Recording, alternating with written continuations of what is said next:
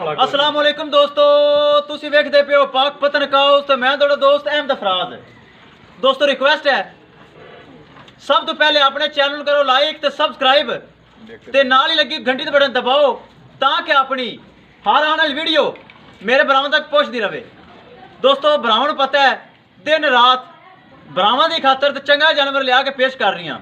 और रात का वक्त है, मेहमानों को पुछो बाजार की एडा बल्ब लिया है, अनेरा हा वीडियो का मज़ा नहीं आता हा। मौजूदा पता अड्डा बुंगा हयात तहसीलो जिला पाक पतन शरीफ।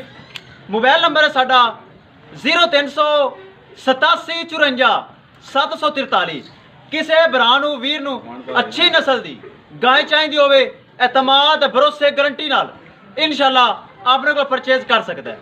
सब तो पहले दस दईए जोड़ा लाया सी आप 2 दिन पहले। जोड़ा मुल बड़ा थोड़ा 6,30,000 रुपये डिमांड सी इन्हां दी। ए भाई होरी साडी वीडियो वेखी उकाड़े तू चल के साडे कोल आए न। एक दिन आए वेख के बयाना करके चले गए।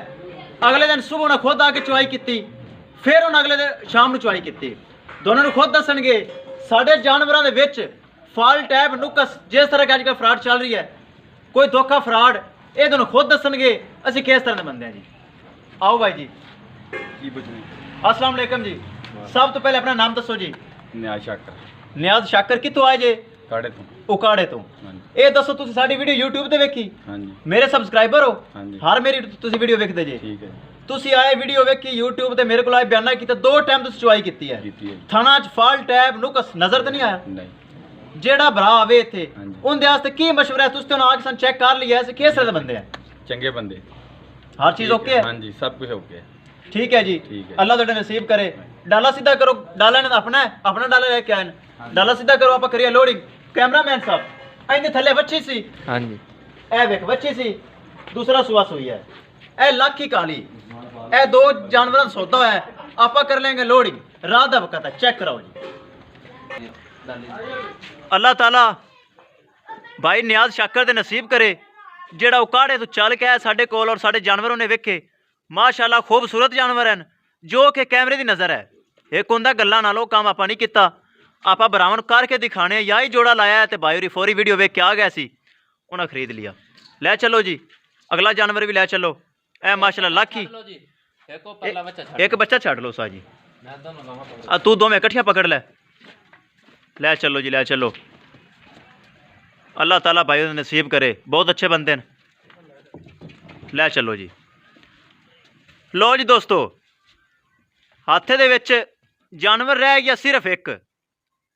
अगे करो, ले चलो। इकट्ठियां कर ले दोनों। लो जी करिए लोडिंग। ए एक जानवर अपने को रह गया जिंदी वीडियो भी लाई है। 23 किलो दुध है, वड्डा जानवर। उहदे थल्ले वच्छा हो एंड ते बैठा है, हाथा खाली। एक जानवर रह गया, किसी भरा नूं तोहफा है भी किसी चाहिए तो परचेज कर सकता है। चलो उस्ताद जी।